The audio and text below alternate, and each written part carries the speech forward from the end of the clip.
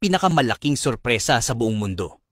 99% ng mga Amerikano ay di alam ito. Akala ng marami, ang papaya ay itinatanim para sa bunga lang. Mali sila. Ang totoong yaman ay nasa puno mismo.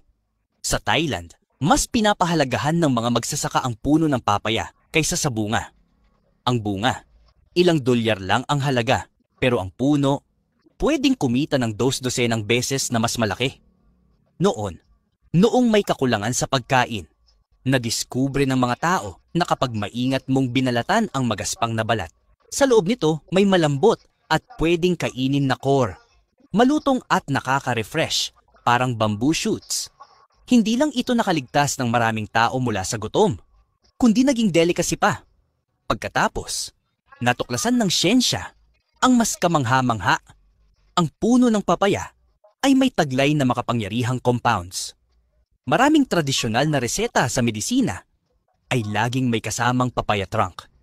Ginugupit, iniinit at pinapatuyo ng mga magsasaka ang mga puno para gawing healthy na binebenta sa mataas na presyo.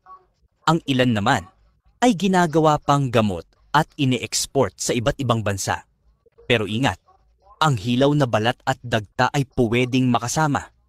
Kaya nag-develop ang mga Thai farmer ng espesyal na teknik para maging ligtas ito. Turning waste into treasure. Kaya tandaan, ang bunga ng papaya ay panlabas lang. Ang totoong yaman nasa puno. Ito na siguro ang pinakamalaking sorpresa sa